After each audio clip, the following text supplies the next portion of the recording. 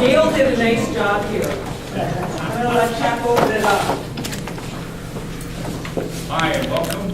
My name is Chuck Haga. I believe I was asked to moderate this because of my recent success and rave reviews of my stage debut, playing the lead character, the title character in the community theater production of Guilty Park. My role was to die in scene one, and I pulled that off pretty well. Welcome to Senator Heitkamp's Town Hall. I'll be moderating this evening, and we really appreciate you folks joining us tonight. Let me explain how tonight's Town Hall will work.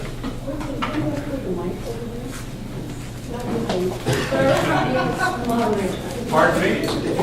I thought my voice carried. Can you hear me? Now you can. I'm sorry. Tonight's event will function sort of like a 60-minute Q&A with the Senator, and I'm told that she's looking forward to speaking with all of you to take your questions.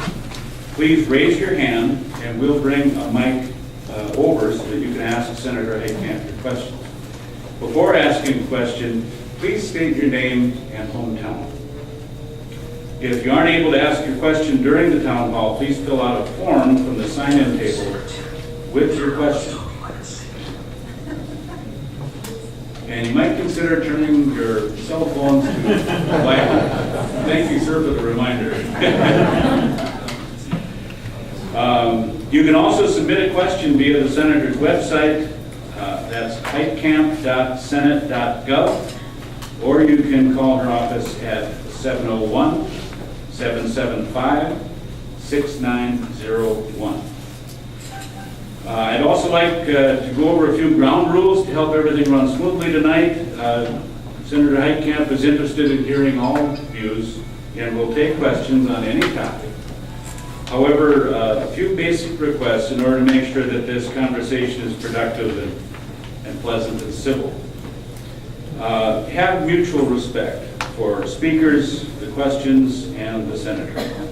Have respect for time. Please keep your questions short. And avoid repeat questions so we can fit in as many questions as possible. Please keep questions or concerns based on personal experiences or unique concerns that you might have to a minimum. With personal questions, please contact one of Senator Heitkamp's staffers. And you folks that are here, maybe you could raise your hand and let people know who you are. They've got you surrounded. Take those questions to those folks, and they'll be able to discuss those concerns with you. Respect the difference of opinion from both the speakers and the audience. We aren't all going to agree, but the point here is to help understand positions, clarify policy, and gather input from a variety of perspectives and opinions. Now I'd like to briefly introduce Senator Heitkamp, the first female senator elected from North Dakota.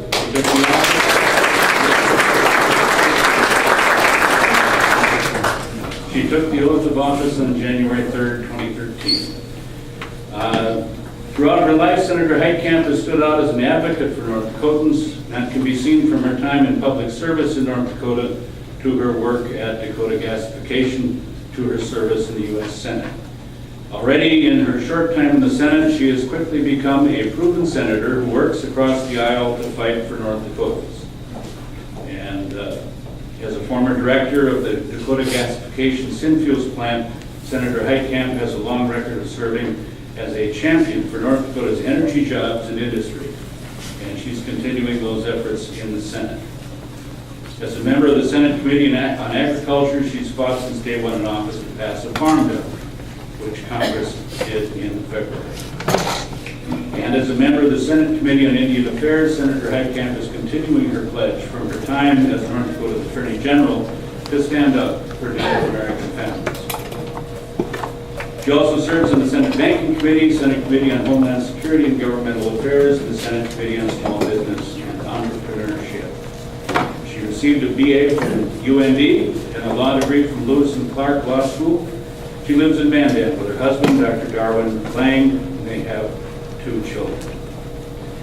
And with that, I'd like to introduce Senator Heidi Heitkamp.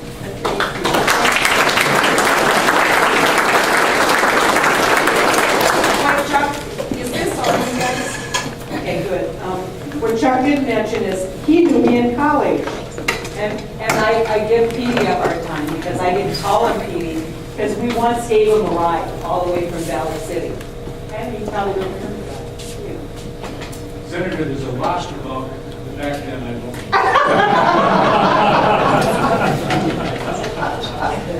And I'm afraid that you do. I do. It's written down somewhere, Chuck. So, you know, you gotta be careful. You better stay alive because the obituary could read pretty interestingly if I'm in charge. I want to thank you all for coming, and I know that your time is as valuable as anyone else's time. And so often people thank me for meeting with them or thank me for my time, and I just think that's why I'm here. That's my job, and if we've spent an hour together, that means you invested an hour of your life with me, and so I really want to tell you how much I appreciate your willingness to come out, your willingness to have a conversation, and to ask questions and participate in an event like this. I think it's extraordinarily important, and I do want to just, before we begin, because I'm just going to open it up to questions without a lot of introduction. You heard kind of the things that we're working on. I just want to give a shout out to a really good friend of mine who recently was awarded a Bush Fellowship. Senator Phil Murphy was awarded a Bush Fellowship to expand and enhance early childhood education in our state. He's one of 5 elected officials to receive the fellowship to work on a special project in 2014 that improves the lives of others. In order for North Dakota communities to continue to attract and grow, we need to retain young families, and this kind of effort, along with early kindergarten and quality daycare, are important not only for families, but they're extraordinarily important for the growth of North Dakota. I frequently say that I never thought the day would come when I would meet with the Chamber of Commerce, and what the Chamber of Commerce would tell me is their 2 top priorities were affordable housing and daycare. The world has changed about 180 degrees, but I think we realize now that North Dakota has unique challenges, and that as we are growing and expanding our agriculture base, as we are expanding from food, fiber, and fuels in agriculture into advanced manufacturing, that we know we've got a real opportunity to take that research that's happening here at UND in the nutrition lab or out at the research center, or the research that we're doing at NDSU, and begin a new phase of value-added agriculture. I spent today with the fellow who runs the Export-Import Bank, came away from there with a great deal of optimism about the availability that entrepreneurs have to export markets.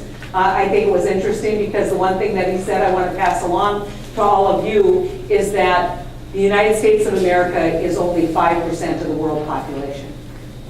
We cannot continue to grow and thrive if we're only dealing with a discussion among 5% of the population. We have got to start looking beyond that and building our export markets.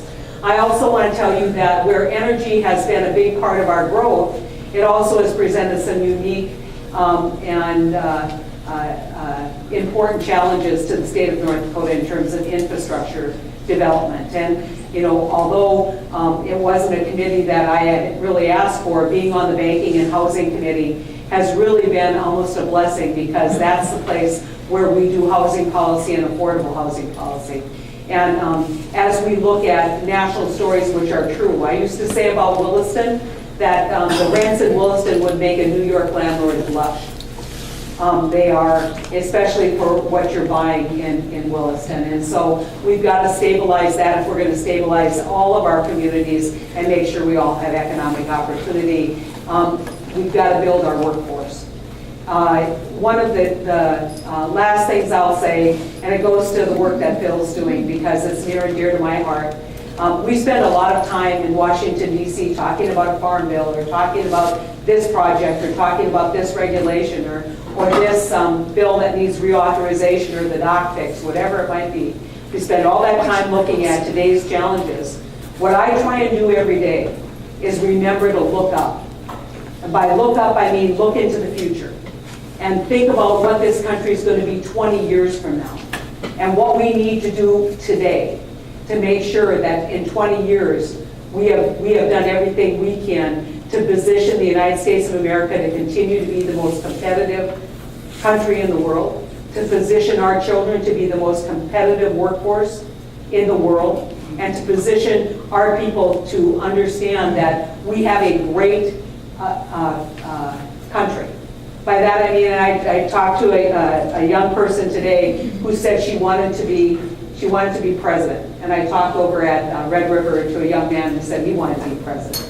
And you know, people laughed at him, this young man in this high school. And I said, wait a minute, kids, let me tell you the story. I said, I grew up in Manador, North Dakota. It's a little town of 90 people. My family was 1/10 the population. 9 people. And I said, my mom was a school cook and a janitor, and my dad was a seasonal construction worker. And we didn't have a lot, but I am a United States Senator. That's an amazing American story. And it's a tribute, I think, to North Dakota, but it's also a tribute to the country that we live in. That it really, there's nothing laughable about a young man at Red River High School who tells me he wants to be president. That's a pretty amazing thing I mean, it doesn't happen in almost virtually any country in the world, but it happens in ours. And so with that, I'd be glad to open it up, and Chuck's going to call on folks so that we can get as many of your questions in as what we have time for. So. The young man at Red River didn't happen to be my grandson. Tall, good looking. He was. No beard, but good looking. Very good looking. All right. Who has the mics? Where are the mics? There's a mic. There's a mic. Who would like to break the ice and ask the first question? Yes, sir.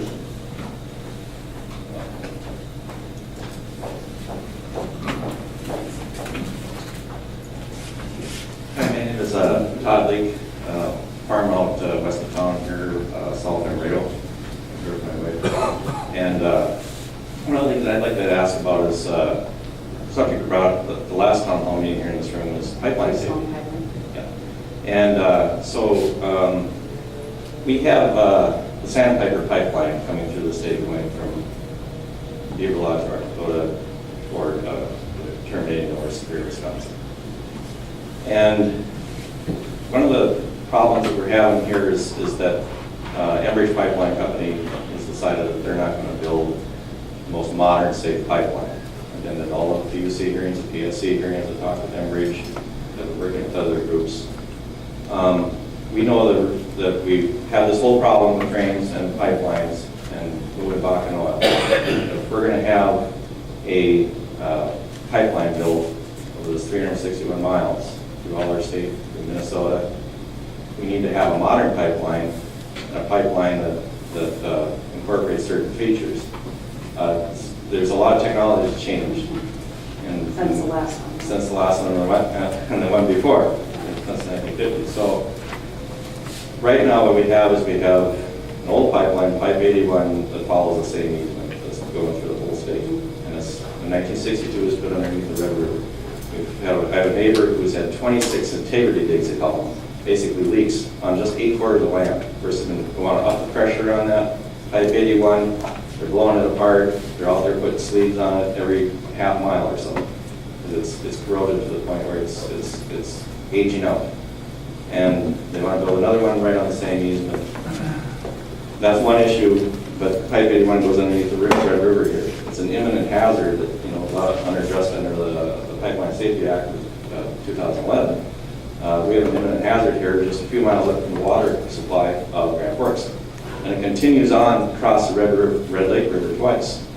That is the actual supply for Grand Forks' drinking supply, water for not only not only the residents of this town, but also for all our industry in this town. We gotta have water, we just can't have this pipeline burst underneath there. Enbridge is gonna owns that one, and they're gonna own Sandpiper. So what we want is and we said this to the PSC and the PUC, we want a bridge at South Grand Forks pipeline bridge, and we want the new route to avoid the whole Red Lake River, so that our water supply in this community is not compromised by a leaky old pipeline, and then putting another one, and it's going to be a problem up the road. So, you know, there's federal purview over pipelines, interstate pipelines, and we're hoping that your office will do something in order to affect the process and force the Pipeline Safety Act of 2011, and see if we can't get some features on this pipeline. Has PHMSA made any comment or been involved in this at all? So far, this hasn't gone to the federal legal process, but as it goes, if we don't say something now, we're not going to get these features in the pipeline. Or this route change. And this is what I'll pledge, because I hadn't heard these issues with the Sandpiper. I know that there's an expansion and hopefully for the old pipe, which is carbon steel, which depending on what you put in it, you know, can in fact create corrosivity problems and breach the integrity of the pipeline. Now, they should be doing regular transmissions of pigs to test the integrity. I don't know what their pipeline safety rate rules are, or whether they've actually been meeting those requirements in terms of testing the integrity. I can't speak to the Sandpiper, but what I will promise you is that we'll follow up on your point, find out where the point is of federal intervention, and take a look at why, you know, why we, how we can accommodate the concerns of the landowners. I think what we're seeing right now is a lot of concern, given various leaks and various breaches, and how are we going to have a safety record that will guarantee the landowners first and foremost, but really the citizens altogether, that we are in fact responsible as we move this product into interstate commerce. So we'll take a look at it. One last thing I'd like to say, that's one thing, you know, spill on the land along the route. Yeah. But this river is particular, the two rivers here are particularly important to this community. It's the third largest city in the state of North Dakota.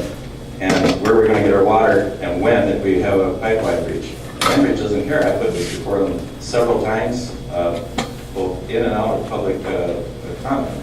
And the issue is we have to have these features on here. It's a $2.6 billion project. There's going to be $400 million worth of oil going through it every day. They're going to make a lot of money on this thing. They can afford to put these features, these safety features into their new pipeline in their old. Thank you for bringing it to my attention, and like I said, we'll have a follow-up on what the siting rules are. I don't imagine that the PSC have they made a final decision in terms of requirements. PSC just does whatever Enbridge wants. Okay. It's my job to remind you folks that we've only got an hour and there are probably a lot of questions, so we really do need to keep them as short as you can. I realize these are complicated subjects, and I don't mean to be critical at all of them. Obviously, that's something that matters a great deal to anybody who lives around here. I'm only a couple of blocks from the river myself. All right, question number 2. Well, thanks for coming. Yes.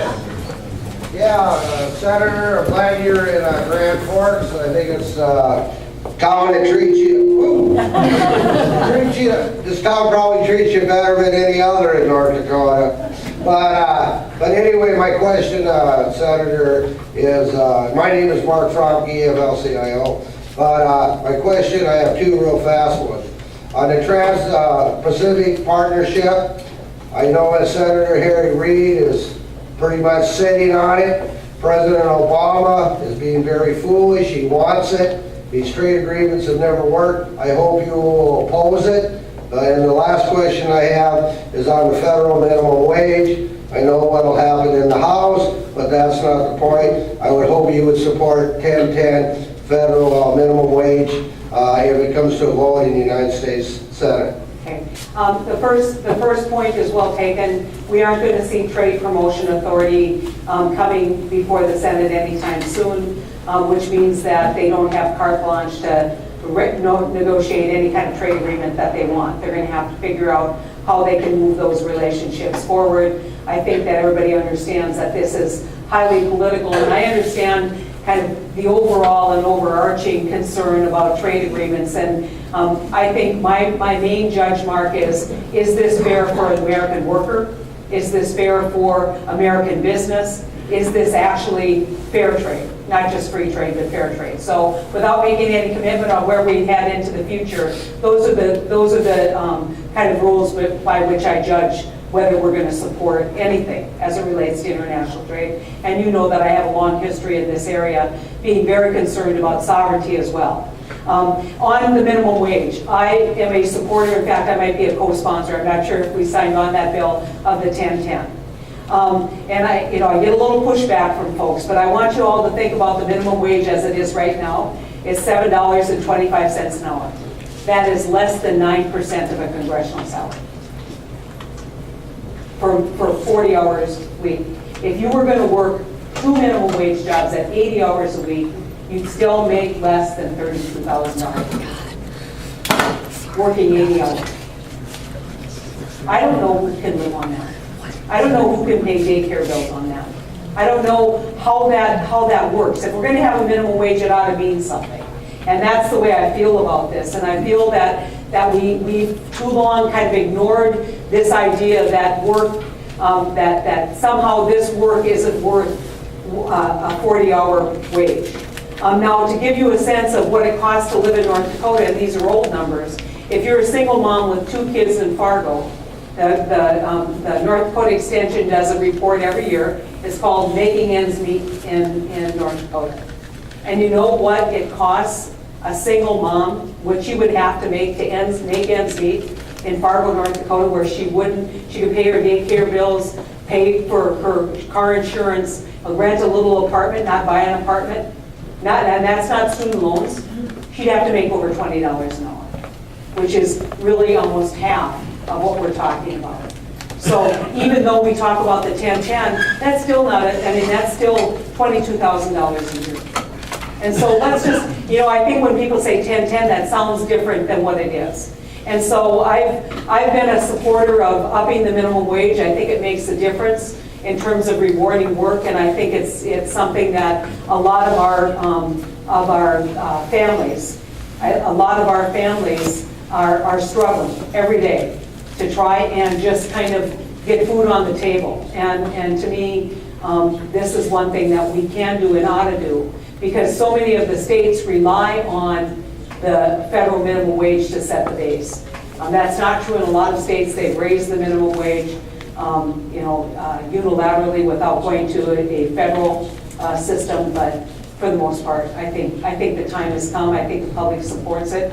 I think the only other question you should ask is not whether you'll agree to 1010. I think the question you ought to ask is whether you think you should just repeal the minimum wage altogether, and whether that has support, because the minimum wage ought to mean something if you're going to have it.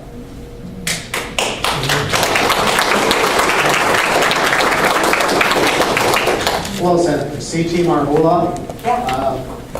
Debo vote. First of all, we all respect and support our public safety workers.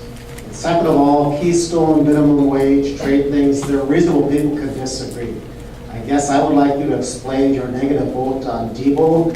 First of all, any president, R or D, I think should get great deference on their appointments. And I was really troubled more so by the reason for your vote.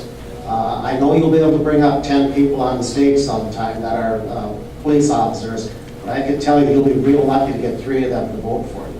And I was really disappointed in your vote and your reason. Well, thank you. Yeah, CT, I would tell you honestly, I don't think that's very fair of police officers. I have a long relationship with law enforcement in North Dakota. I served as Attorney General. I went to 2 funerals of officers who were killed in the line of duty. I stood with them as they did their job. One killed by somebody on a routine drunk driving arrest. Trusted this man, knew the man, put him in the back seat, and the man killed him. And then it was somebody coming into a situation in Watford City where he was killed, protecting the public. So I've stood with those same officers in exactly that situation. And I've seen what it does to their families, and I've seen what it does to the families of all the officers who know that when that officer could be the most routine law enforcement job in the world, which was true in this situation in Philadelphia. This was not some SWAT officer who was responding. This was a line patrol officer who got out of his car on an arrest for somebody driving one way down the wrong way. And he was summarily executed by Jamal. And so, understand kind of the basis of the concern. Now, I'm not saying anyone is defending that behavior or that the president is condoning that behavior. But what has happened over the years with that case has led to a lot of hard feelings, not only in the state of Philadelphia, or the city of Philadelphia and the state of Pennsylvania, but all across law enforcement. Because it's become the symbolic case that law enforcement is not to be trusted. And so we are asking, the president was asking us to confirm a person who was involved in this case defending this person, Jamal. Well, yes, they were. They were trying to commute his sentence. They were serving as an amicus brief. I understand, but they were involved in the advocacy on that case. And the law enforcement, the Fraternal Order of Police, which has always been supportive of me, called me and said, this is one we're asking you, please. I got over 100 letters from law enforcement across North Dakota asking us not to confirm. Now, you still have to exercise your judgment. And let me tell you when I met, and I did meet with Debo, he's a very intelligent, capable person. But you know what? I'm pretty sure he's not the only person capable of leading the Civil Rights Division in the Department of Justice. And I'm pretty sure that had he been nominated or confirmed, there would have been 3 years of discussion about the Jamal case and no discussion about voting rights, no discussion about what Civil Rights Division ought to be doing, because it would have sucked the oxygen out of the room. And at the end, I made the decision that if we were going to appoint someone to run the Civil Rights Division, it should be someone who's not going to create the oxygen or suck the oxygen out of the room as we're trying to restore voting rights. And so that's my judgment. And I'll give you for instance. I'm pretty sure that if George Bush had nominated someone who was the chief counsel of Philip Morris to be the chief counsel of HHS, there might have been some discussion on the other side that person, even though they're a lawyer, defending their client and representing their client, probably wasn't the best choice for that job. And so that's the judgment I made, and I've disappointed a lot of friends, but I stand by that decision because in the end, it's not just about all the raw emotion, but that raw emotion led to my conclusion that we would not get the attention to civil rights issues that we needed because of the appointment. So.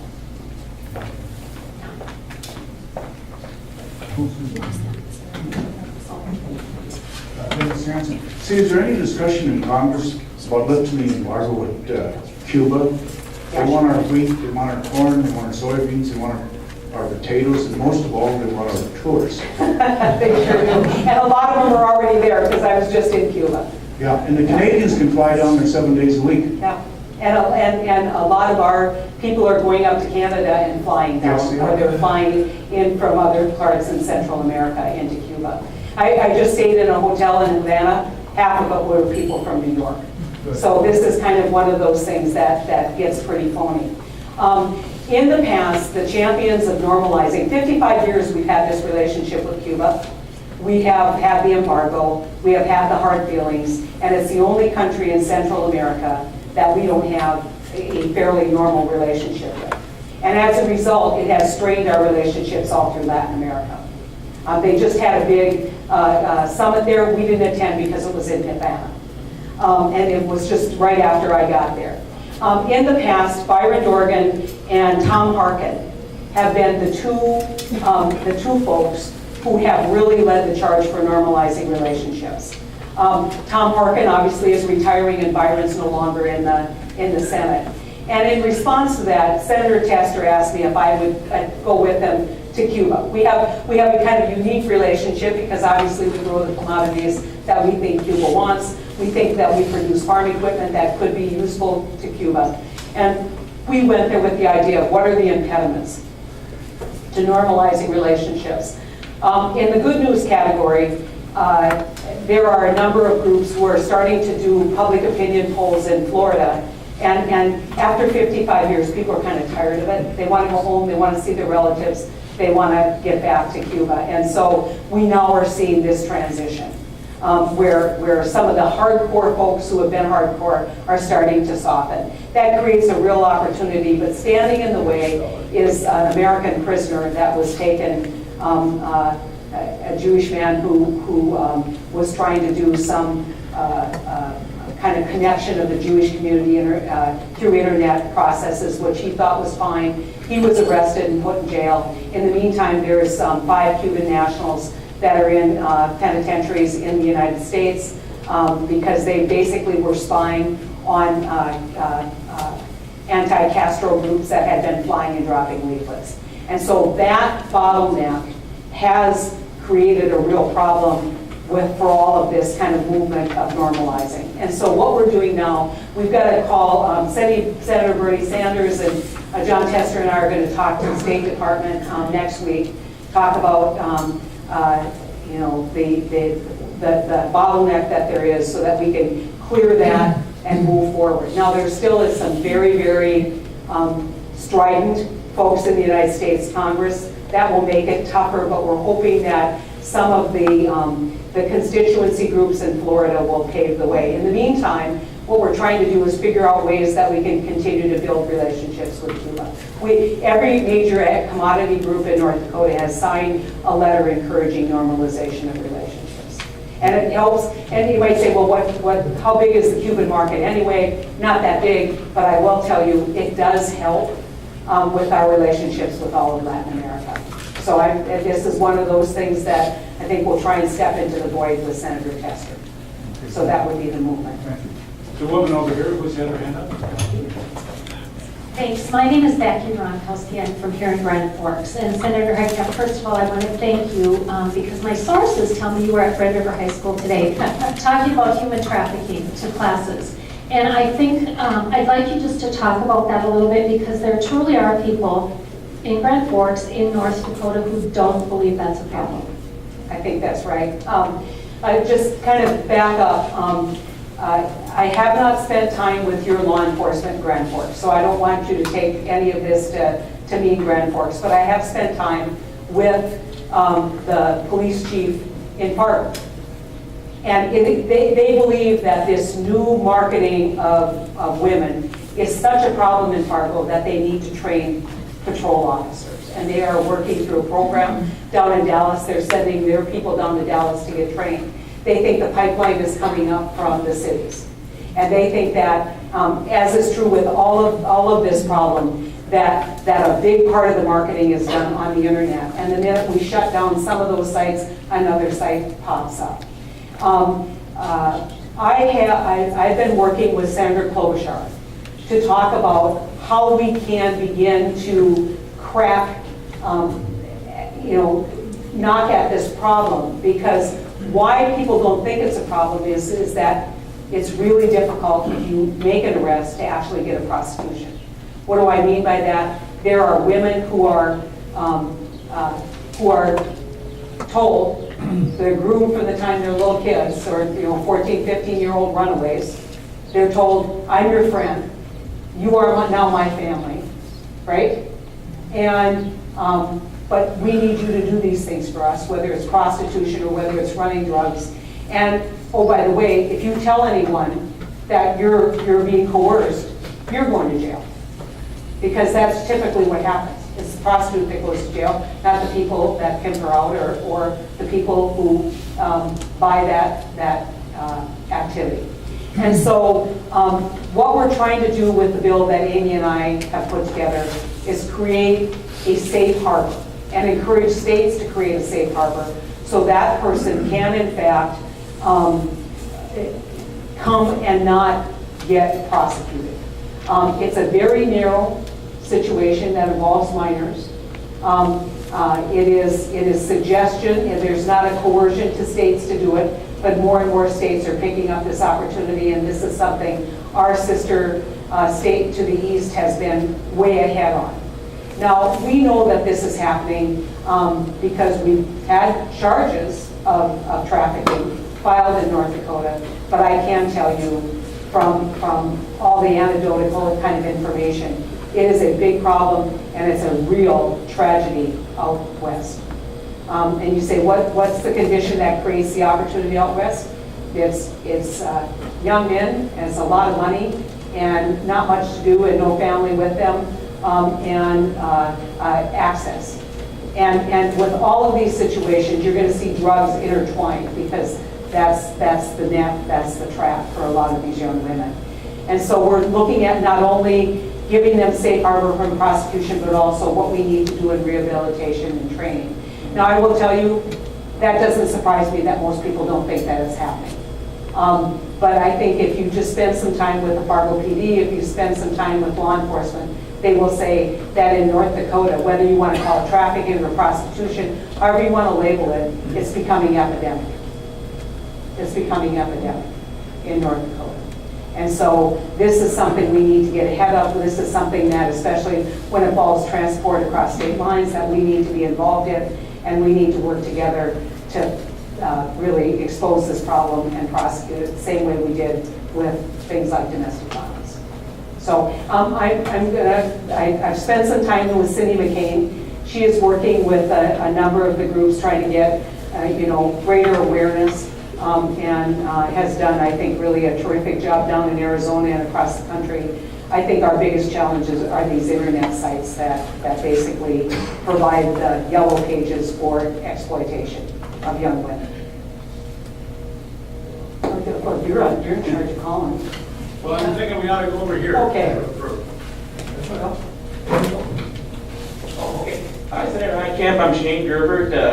Nice to talk to you, and thank you very much for coming out here. On a kind of slightly different topic, I graduated in air traffic control, and you may have heard about some of that heartburn, if you will, about the changing of the hiring process. It seems like the government shut down and opened back up and went all apart. And, myself as an air traffic controller, and, UND being such a major producer of people in my field who have trained that, put money into that, whose lives are now on hold because of this sudden with the FAA just closing its doors. I know UND and the union for the ATC have tried to query the FAA about it, but using maybe your senatorial powers, would it even be possible to get the FAA, all these CTI schools that train people in my similar vocation, to get them at the same table? Because the FAA just seems to have closed the doors and they're all like, stay the course, mission accomplished. That didn't quite work last time, but honestly, what can you do for people like us and UND and people within your constituency? I think we can try and get you answers on why all of a sudden, you need air traffic controllers and now you need none. We expect that the head of FAA will pay a visit fairly soon to North Dakota. We're hoping that it includes a stop in Grand Forks. We're working on that, and we certainly will put it on the agenda. And hopefully the school here will have an opportunity to ask what the major plans are. I'd like to see more. One of the things that happened with sequestration was FAA deciding we can get rid of some of these towers. I don't know that is really in the best interest of general aviation, best interest of aviation safety, and obviously we're very interested in making sure that we have absolutely the best safety program for aviation in this country. And I know a lot of the senators were upset when those towers went away, and we'll quiz them some more. I'd like to see a tower in Williston, so maybe we can get you a job in Williston. Roger? Hi, my name is Scott Skogas, and I live here in Grand Forks. I'm a community organizer with an organization that organizes out west and west North Dakota. And what I've noticed, I mean, just from doing work with the landowners out there, I've noticed, I mean, there's been a lot of black eyes in the oil field, and a lot of bad things that have happened. Like, for example, last week, the Newman, or 2 weeks ago, the Newman incident, and then the ones before that, the Mackenzie County, the filter socks. The filter socks that were dumped in Newman and also in Mackenzie County. And I'm really interested in solutions-based kind of talk here. And it really seems that our state government does not really have a handle on this whatsoever. I've met with the health department, tried to talk to them about doing some kind of regulations, tracking these things, just specifically with the waste. I'm just going to stay on that for that purview. Would there be, I mean, just to look at solutions, they just don't have the boots on the ground. Is there any way that there could be some kind of federal and state mix of boots on the ground, even people from EPA Region 8 to come up to North Dakota and actually inspect what's going on with the dumping, and also with just to better regulate what's going on? Because it doesn't seem like they have the staff or the FTEs to do it. Yeah, well, they certainly have the money to hire the staff. Yeah, you know, probably more than what we've got, right? And this is something that I can tell you. You know, there is a growing body of concern when you see things like this, and it seems like all of a sudden no one knows who did it. No one knows where this came from. No one knows how these people got in charge of this disposal. One of the things that I do, because I deal, you know, very often with the larger oil companies, talking about what the challenges are, whether they're permitting or, you know, tax, regulatory, climate. And I say one thing consistently. I say, yes, I understand your safety record, and yes, I understand your environmental record, but you need to own some of what's happening with your subcontractor. You can't simply say, we hired this person and therefore it's not our problem.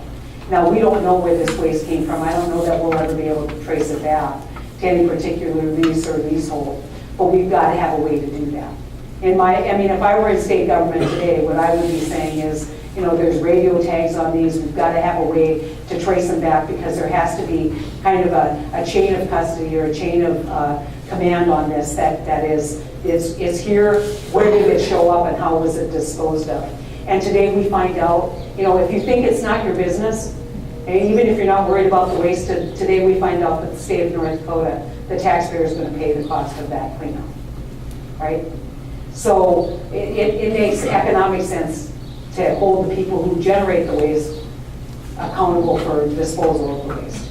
And so what I want to say about EPA is we're one of the few states that doesn't have a federal investigator, but understand the EPA laws are usually set with floors, but the idea is that the state would have primacy in enforcement. And I think that's important because they're the closest. And what I would suggest is, you know, have the Attorney General stand in front of you and ask him, as North Dakota Attorney General, what you're going to do relative to inappropriate disposal of waste product. I mean, you know, someone suggested that one of the public officials said they didn't know if they did it on purpose. I don't know. I guess if I thought I had one of those socks and threw it in an empty building that I didn't own and walked away from it, I might think I disposed of it inappropriately on purpose. I mean, it's kind of, you know, there's a law. It's called, you know, kind of a statement that we use in the law. Res ipsa loquitur. It means the thing speaks for itself. Seemed pretty obvious that they knew exactly what they were doing and did not want to pay the disposal costs, but yet probably got paid to dispose it. So this is really problematic. The other thing but one little side question is, we thought about also asking for a whistleblower. Can you use the microphone, Yeah, please? we were also thinking about getting like a whistleblower statute. Yeah, we tried that once before at the state of North Dakota. Elliot's back there nodding his head. Remember that, Elliot? We have scars, but I think there is absolutely. I supported it when we tried it before. It was a case, I think, at that point where we thought somebody was defrauding an economic development contract or something. Can't remember what the whistleblower thing was that led to that, but they haven't been able to do it. And so these are, you're a community organizer, go out and organize and get a law passed. Yes, that's my point. My name is Ray Dolman, rural McAllen, North Dakota. serious drug problem here in the state of North Dakota, and in particular, Grand Forks County and the city of Grand Forks. And I've done a little research on the problem, and I find that federal, state, and local authorities were sponsoring the criminal drug activities. How can that be? The federal prosecutor, Norman Anderson, said that Michael Gamboa was hired, means he was an employee of the federal government. And Kathy Murray, when she was on the witness stand, under oath, she was a salaried employee of the North Dakota State Crime Bureau. The defense attorney asked her, well, wasn't Michael Gamboa working for you people? And she said, yeah. He was an undercover agent or a confidential informant for the North Dakota State Crime Bureau. Wayne Stenson was his boss. How can that be? Look at all the people in Grand Forks County that are going to prison for a crime that the federal authorities are creating. What in the hell's the matter with them? They call themselves patriotic American. That's a damn lie. They're the worst kind of Americans. Anybody that would create crime, hopefully to put people in prison, you know, I mean, they got to answer for what they're doing. You know. I have one more question now, a follow-up, just a quick yes or no question. You said your husband was a doctor, MD? Okay, that's what I want to know. Okay. Because I want to ask you a question after. Let's let the senator respond to that first. Yeah. You know, it's not unusual over a period of time for enforcement agencies to use confidential informants. The unfortunate thing is many times the confidential informant is more dangerous than the target. And so it's not an unusual tactic. It doesn't mean that this is sanctioned crime. It means that this is an investigative tool that can be used by prosecutors and by investigators to try and catch the bad guys. No, I agree with you. I think we have a growing drug problem in the state of North Dakota. I don't think there's any doubt about it. One of the reasons is because this is pretty lucrative territory for people who want to peddle drugs. I don't think it's necessarily any worse or any better here in the east, but I definitely think we have a growing concern about what's happening out west. Well, when the federal prosecutor, Norman Anderson, says that Michael Gamboa was hired. Well, he was serving as a confidential informant. And so if you're saying... Like he was being paid and being rewarded. Yeah, that's CIs usually are paid. Yeah, and whether it was smart for them to use Michael Gamboni as a CI, that's a whole nother question. Well, it's illegal. You can't hire something. You can't use private citizens to create criminals. That's exactly what they're doing. You just can't. It's illegal. The people that ought to be in prison are the ones that are creating the criminals. Well, I guess as somebody who has actually been the Attorney General, who has in fact authorized the hiring or authorized the relationship with confidential informants, that's not how I looked at it. I looked at it as a tool to actually use, usually they're lower level people who are involved in drug crimes who then help you create cases for people who are actually trafficking. So instead of just having a user go to jail, we actually have an opportunity to catch the guy who's peddling it in a big way. And so, I mean, we can argue about whether that's a good tactic, law enforcement-wise, but I don't think it's illegal, and I don't think it's unheard of in law enforcement. Well, you can't say it's illegal, because you'd be disbarred. I mean, you would no longer be the senator. I don't need to have a law license to be the senator. Well, I don't know if it helped me or not. I always tell people, you know, if you look at the ranking of people that people like, nurses are number one, so I should have been a nurse before I tried politics. Because people like nurses, they don't really like lawyers all that much. But Well, you could have been a newspaper reporter. there you go. They like you guys do the press. We're real high up. Yeah. I tell you what, We need to move on to another question. This is more important than anything you can bring up. We've got... You know, it's really important that everybody else be given a chance. We've got, what is it, 5 or 6 women that have been arrested here And they are facing life in prison for a crime that was created by federal, state, and local authorities. Sit down, come on. No, shut up. You destroyed this damn town, you're talking about raising the minimum wage. Sure, I'm gonna have to ask you to let other folks ask their questions. They all came here, they've got They have questions. plenty of time to discuss the problem, they discuss their problems with you all the time. I'm trying to. I'm gonna ask you one more time, Never asked please me. let us. I'm going to leave anyway. Sergeant of Iron? I don't know. Call yourself a patriotic American. You won't even print my wife's obituary. They wouldn't print my wife's obituary. What's the next question? Next question. Dirty, rotten, desperate bitches. That's exactly what they are. Can I step They in? call themselves patriotic Americans. I gotta throw up when I think of them. On a lighter note, I have a question. Lacey Dolan, Grand Forks. I got the opportunity to sit with you at the University of North Dakota. Sorry, I'm going to take it over. And we talked about the federal interest rates for student loans. And I don't have a specific question, but I was just wondering if you could educate a little bit from a former college student. I'd love to, and thank you. Your story was just so compelling. I told it over and over again. Thank you for doing that.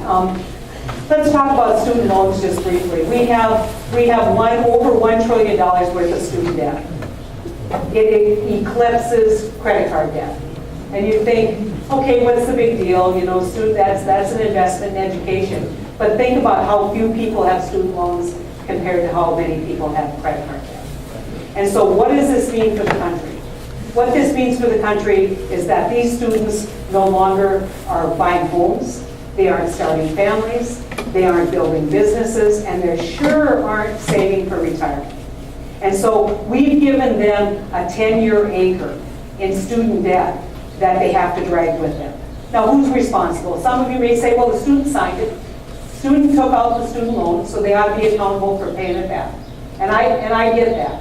But you know what? If you bought a house and your interest rate was 11% in the 80s and interest rates went down, what did you do? You refinanced, right? And so what we've been talking about is refinancing student debt to really give people an opportunity to get out from underneath that student debt. We have record low interest rates. A lot of student debt is at 7-8%. I mean, you might think that they've gotten a good deal, they haven't. This is not 3%, this is not cheap money. This is expensive money. And so what we need to do is create an opportunity to get people into a refinancing program so that they can actually, within a reasonable period of time, pay off their student debt. Now, as my husband is a physician, went to UND, I went to UND. I went to law school. And guess what? In 5 years after we graduated and started working, we paid off our student debt. How many people who are lawyers and doctors today can say that? No one. No one. We're crippling the next generation. And so what we're really hoping we can do is get this refinancing program, and then begin to look back and say, where did the student debt accumulate? Did you know that over 25% of all student debt has been for institutions that are for-profit? They're not state institutions, they're for-profit institutions. And actually, over 50% of the default rate is in those institutions. Because even though they're high interest rates and even though they're costly, people leave without a degree that they can count on.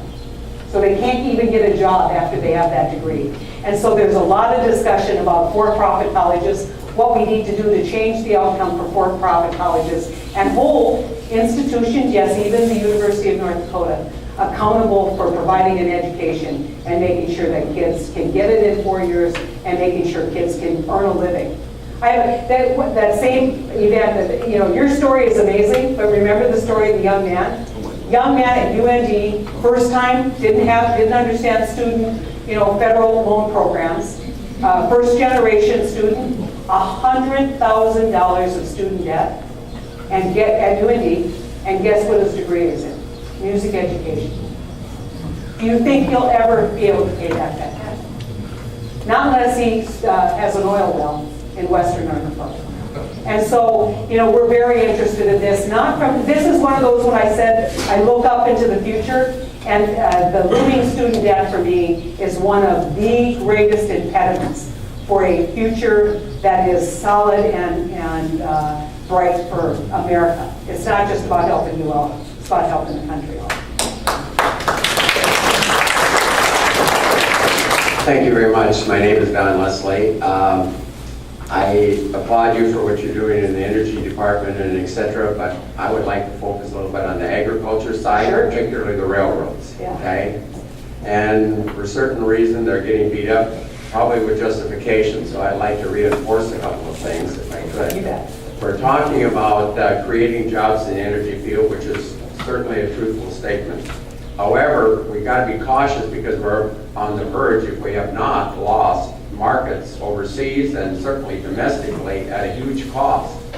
And some of those markets, I should say most of Ag those markets. Yeah, ag markets, yes, that's where I was speaking to. Most of those markets have been, have decades and decades of market development, you know, paid with millions, if not billions, of farmers' money.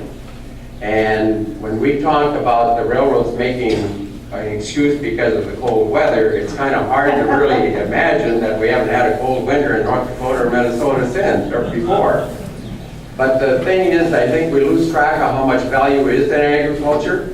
And before we talk about jobs creation, if we're losing those markets, if we're losing those economic things, we've got to take away the cost and see where we are neutrally. Because if you look at this 25-cent piece, which is not very big, but if that market goes down 25 cents, that's $80 million on wheat alone in North Dakota on an average year. 80 million. And when I talk to the elevator people, they're saying their costs on transportation has went up from 75 cents to $1. Well, that's about the same amount of money as the Burlington is talking about building 66 new miles of track. So with that, keep in mind, if you would, Senator, or keep promoting, if you would, is a better way of putting it, that when we started this back in yesteryear, that for every $1 billion of the exports we had, we created 35,000 new jobs. And with what's happening today is that elevators are not even think they can even get the grain cleared out of the elevators today and for next harvest.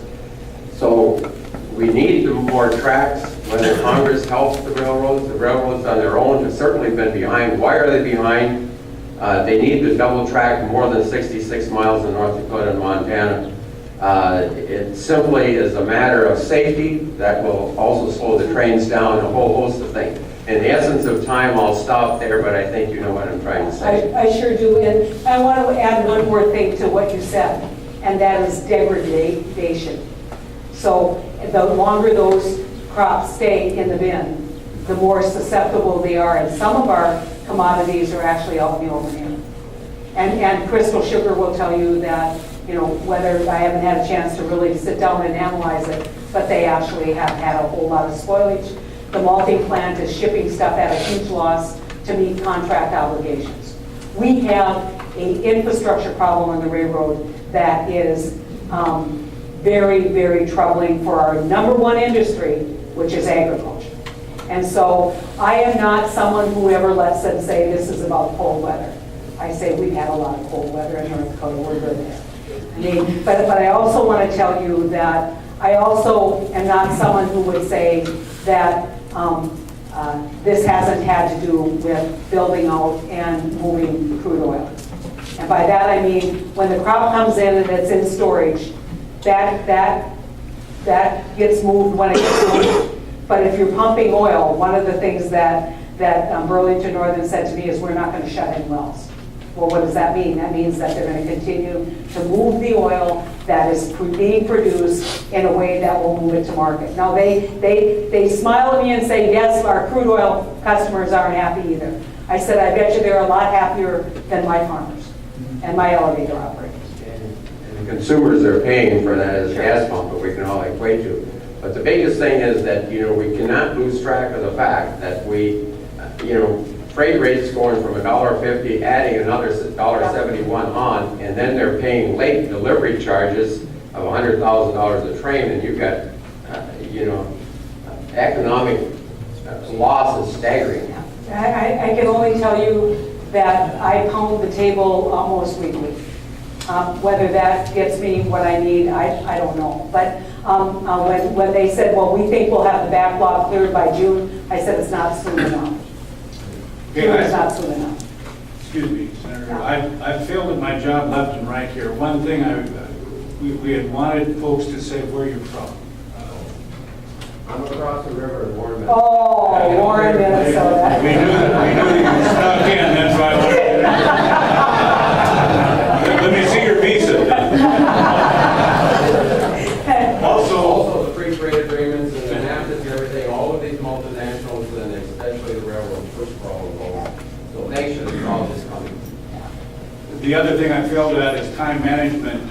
We're down to less than 10 But you know, we took up a little time here from, whether he didn't leave happy, but let's just add that back to the clock. Because it doesn't seem like you should suffer the consequences of not having.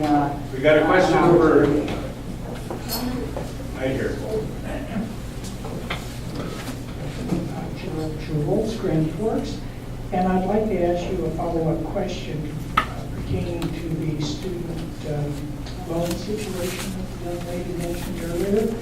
It's my understanding that Germany finances its students from kindergarten up to the PhD level, and they have, as long as they're making reasonable progress, they have an excellent economy. Is there some reason that we can't follow that model?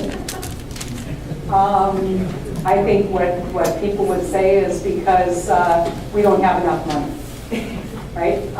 And the question is, you look at the state of California, and one thing that Jerry Brown has done is he has said, my father's legacy was a university system that gave everybody an opportunity for a free education and built our state. And they moved away from that over a distant time. Now he's hired a new chancellor, Janet Napolitano, with one goal, which is to bring back that same value in California. And I think California is a great experiment. They moved away from free higher education. They're coming back to free higher education, especially in the community college setting, looking at getting an education at home. And I think what we're trying to figure out in this country is how do we train a workforce for the future? And the challenges that we have is we have a lot of kids going to college, but not getting the training that they need and the training that we need in this new economy. And so some of this is going to have to, again, be with that discussion with the student at the university level and then holding the universities accountable. And if you said, are we going to have free higher education anytime in the near future, I think I won't see it in my lifetime. Maybe someday we'll get more enlightened, but I won't see it in my lifetime. Another quick question. Over here. Okay. Hi, I'm Christy Papian. I've lived in Grand Forks since 1993, but I am also an enrolled member at Turtle Mountain Indian Reservation in North Dakota. And one of the issues that we have, and thank you for your advocacy, by the way, for Native American issues. There is one question I have, and living here for so long, that a lot of the funding that is upheld through treaty rights goes directly to the reservations and the tribes. I'm also on the Native American Parent Committee and also a committee in the community. And what we're finding is it's a lot of loopholes to get direct funding to our students that do not live on reservation. And so I guess wondering how you're advocating for that, or if you have any advice on how we can go about changing some of those hoops to get the funding. The traditional way that the federal government looks at the treaty obligations is in a government-to-government relationship, and you know that. And so what they would say is we have no fiduciary obligation or responsibility to individual tribal members. We deal in a government-to-government relationship. And that's what we're running into is it's not only the federal government, it's also the tribal government that we have to work through then to get funding off the reservation. So it's not only federal government, tribal government regulations? I will tell you that other states have more robust programs, whether it's for healthcare or student services, in major metropolitan areas, whether it's Sioux Falls. South Dakota has some interesting models that I think we ought to be looking at here. We've been trying to encourage Indian Health to take a look at developing clinic relationships in Fargo, clinic relationships here. Obviously, a lot of Native Americans are veterans. Oh, we're going to have to move on to the next one, but I will tell you what you're asking me to do is very difficult because of the traditional relationships and how we look at them in a government-to-government relationship and not individual to the federal government relationship. But again, I'm back to, who's the governing entity and where the accountability is. I know what you're saying. Share your frustration. I'm sorry. Senator Heitkamp, this is Paul Cobbett from Fargo, North Dakota. I have to compete. I was born and raised in Hankinson. And his mother was my Spanish teacher. Full disclosure. I never thought in a million years that I'd be standing in front of you right now knowing that in 6th period study hall, you would deflect a lot of my spitballs. It's a small world. But in the last 35 years I've been in the grain business, Don brought up a lot of good points, and I think there's real concern right now in the grain business of how we're going to get this grain moved. And I think more so this year than any other year, we don't think we're going to be empty before harvest time. We're not going to get cleared out by June. The costs that we have right now that are being reflected back to the farmers are huge. I mean, things we have never seen before. Some of the concerns we have is the BN just doesn't know what they're going to do. They're going to haul oil. They know they're going to haul oil. Now we're in the back seat, and they don't know how they're going to fix it. And we have some real concerns, but I have to say, though, that I still can't believe that you're a senator. I just don't tell a lot of stories. I won't tell any stories at all. That's so. good. But been searched for spitballs? I think about that from time to time. But your mother tolerated a lot. Yeah. Thank you. No, and like I said, at this point, what we're doing is bully pulpit stuff. Pounding on the table, saying, knock it off, start moving grain. You cannot, you might think that there isn't any economic consequence. There's huge economic consequences given forward contracting, meeting contract obligations, moving when the market is ready. I think they just keep telling me it's going to clear. And you need to stay in touch, and we need to know what's happening. We'll continue to beat the table and say, you cannot leave our ag producers behind. You have an obligation to carry that product as well. And, in some ways, the frustration is so much like the frustration all across North Dakota. We have this huge explosion of activity, right? And no infrastructure to support it. And I take your comments about you need to double track even more than what you've got. Yes, there's a huge investment coming, but how is that going to work going forward? And then we have all the safety concerns. So we're trying to get your product moved. And, you saw the Christmas card, right? Yeah. The Reynolds. Anyway, great to see you, Paul. I know that Senator Heitkamp would probably go till 9 or 10 o'clock, but there are some very scary people on her staff who keep glaring at me. Well, let's do 10 more minutes. 10 more minutes? 10 more Can we do minutes. that? Okay. Because that took 10 minutes, didn't it? Seemed like it took an hour. Right? All right. Next question?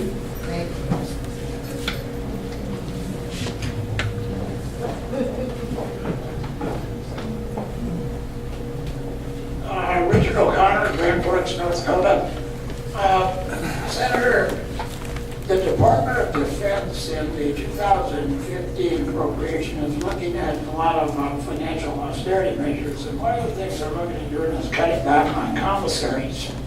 And I have a vested interest in it, being retired military, but I'd like to look a little deeper.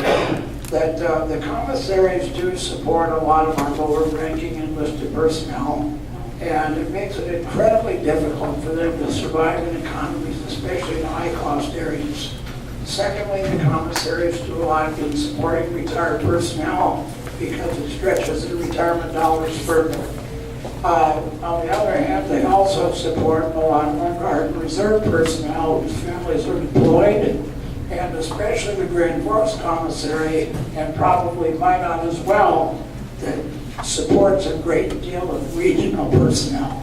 So my actual question is, first, would you be more in favor of closing them or looking at some of the alternative strategies, such as raising the surcharges or even raising the basic rates? Well, the first thing I'm in favor of is getting rid of sequestration so we don't put our servicemen and women into harm's way.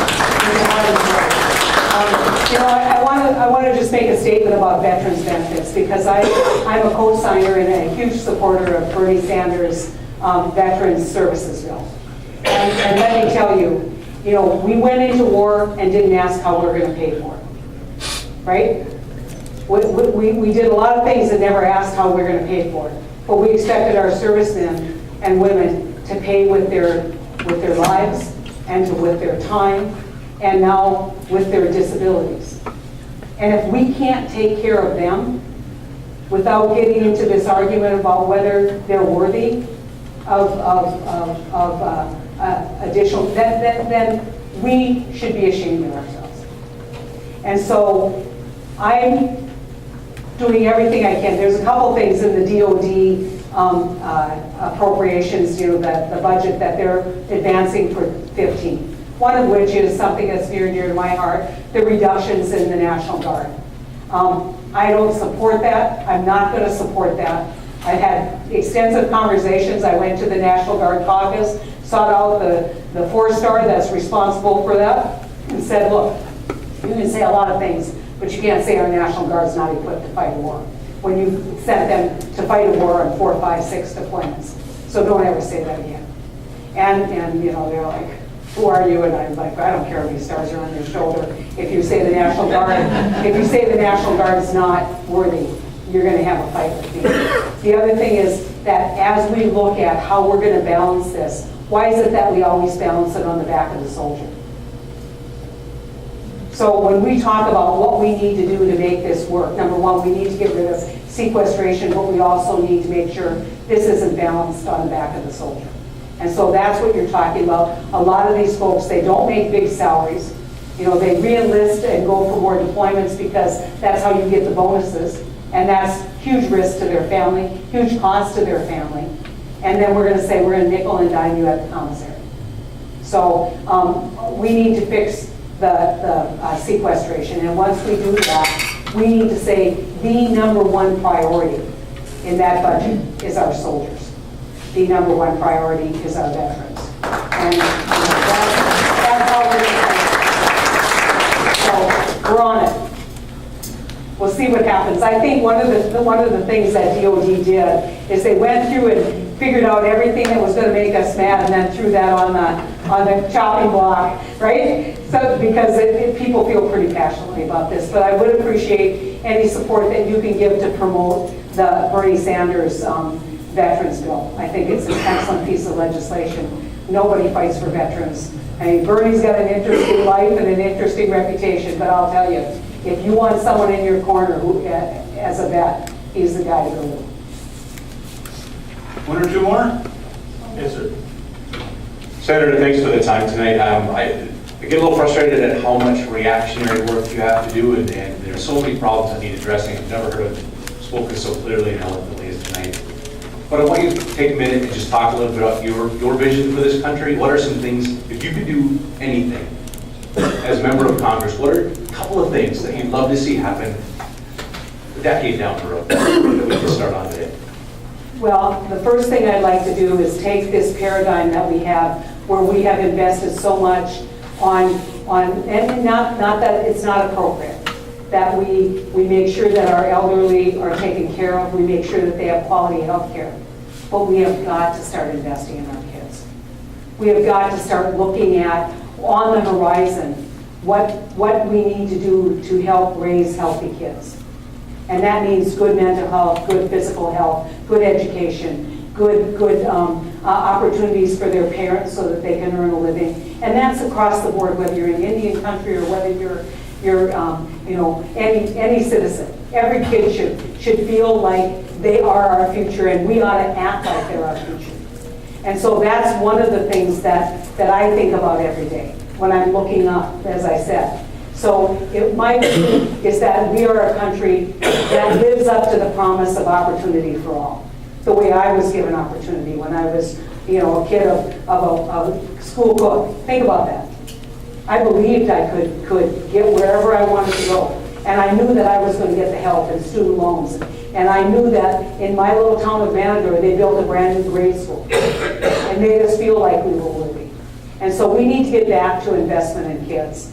The second thing I would do is I would take a look at healthcare costs. Because we have a lot of discussion about the Affordable Care Act and what that means, and then it's like, okay, that's today's issue. But on the horizon is a looming explosion of healthcare costs. And we need to figure out how we are going to bend that curve even further on healthcare. And I believe that innovation and research is how we do it. We start taking a look at diabetes, chronic disease prevention. We start taking a look at chronic disease treatment. And I have a friend, Richie Carmona, who ran with me, who is the Surgeon General, and he used to say 70% of all healthcare costs are used to treat chronic disease, a lot of which is preventable. So if I'm going to make an investment today that's going to pay rewards in the future and give us a better trajectory on the debt and deficit, which we need to get under control, I need a healthcare system that everybody's pulling together so that we stay healthy, that we have appropriate treatments for our illness, and that those treatments are not costing millions and millions of dollars.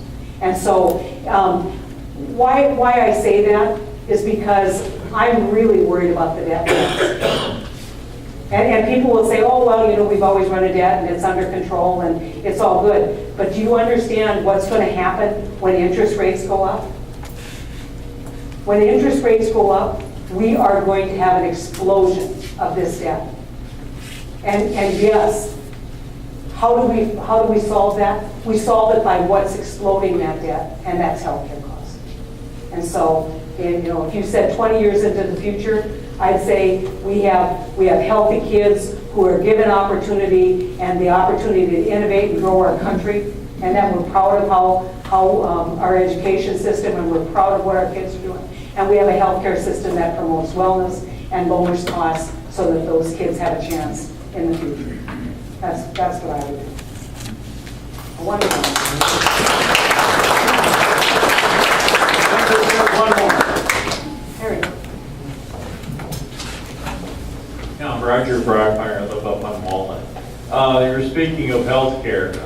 My son, who is a full-time employee and part-time student from an out-of-state employer, does not have health insurance. But when he finally got on the Affordable Care site, he was able to get a policy that went from $300 a month down to a subsidized $44 a month. So I'm kind of wondering, what's the future of this act, being the Republicans are always trying to repeal it, and if the Senate becomes Republican, I believe, Barack Obama would veto any attempt to repeal it, but what do you see as the future for this act? What I think is that when I talk to people, and I won't, actually Ron Johnson, who's one of the most conservative members on the other side, and we were riding, and he said, this is embedded now, we just need to fix what we don't agree and have that discussion. Instead of a major, repeal, and that's where the American public is. They said, you need to fix what's not working. And I can tell you I've been working with a group of senators to talk about what we're going to do to fix it. But there is enormous stories like yours all over. People have written me, people have told their stories about how their child, they stayed in the same job their whole life because they were afraid that if they moved somewhere else, their child who had juvenile diabetes couldn't stay on their health insurance. And for the 22%, and I think that's low, of the people in this country who weren't able to get health insurance or who were basically limited in terms of their employment option because they had pre-existing conditions, this has been a godsend. And they write me and tell me that. But there are challenges. There are challenges to this because I also hear from people who say, I had a health care plan that I really liked, and now the cost is twice. And why can't I get that plan back? And Blue Cross and Blue Shield was an entity that said, we're not going to, the president asked everybody to extend the plans. Blue Cross and Blue Shield, which had the vast majority of those plans in North Dakota, did not extend. They transitioned because they said we did our actuarial work based on the new world, not the old world. So what we're trying to do is create more affordable products on the exchange for North Dakota, create more competition on the exchange for North Dakota, which I think will drive down costs. Because I look at other state exchanges and say, it'd be nice if my folks had that option. So we have to look at providing more options for individuals. We have to be sympathetic to employers who don't want to be experts in healthcare and who want to employ the people and give them opportunities, but don't want to take on the burden of managing their healthcare costs. And so we also, we have an exchange that's the only way you could get healthcare, and we haven't let people go to a trusted insurance advisor to get it.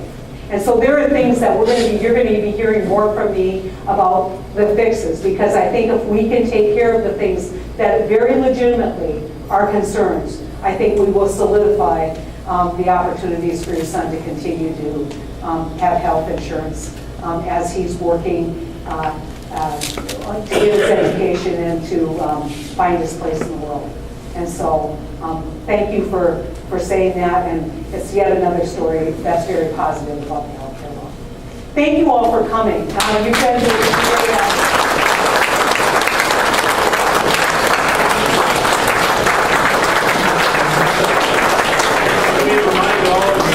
If you weren't able to ask your questions, please fill out a form from the sign-in table with your questions, and Senator Heitkamp's office will get back to you. You can also submit a question via the Senator's website, heitkamp.senate.gov, or you can call her office at 701-775-6901. There are also some handouts on the table.